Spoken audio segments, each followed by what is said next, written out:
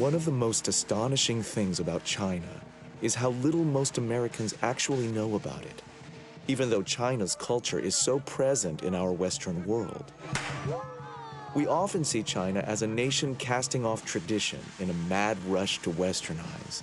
But below the hectic surface lies a steadfast culture that has influenced the West in deep and subtle ways. I don't want to downplay the idea that China's culture is very different from our own. But China, in the long run, its philosophy, its sense of poetry, its sense of history, and its sense of reverence for the individual really resonate with the deepest values in the West.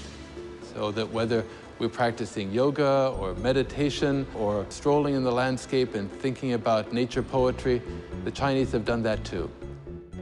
The emergence of China as a major political and economic power today causes people to be curious about China, and being curious about China is also being curious about its culture. The most comprehensive collection of Chinese artistic masterpieces outside of Asia is found at New York's Metropolitan Museum of Art. The Met is a colossus of culture, a history of the world told through its art. We are the cultural family tree on whose branches all peoples will find their roots.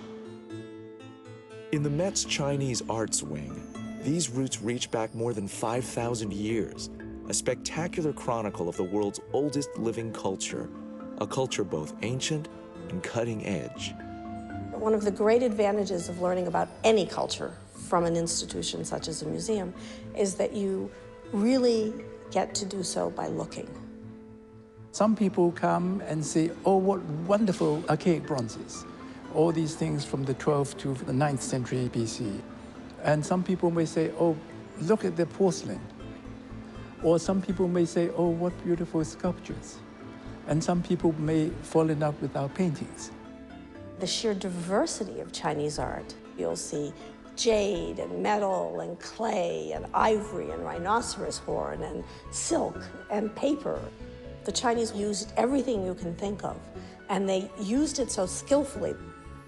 I'm hoping that when people come here to see the museum, they will come away not only with the memory saying, oh, I've seen so many splendid, spectacular works of art. Yes, they did.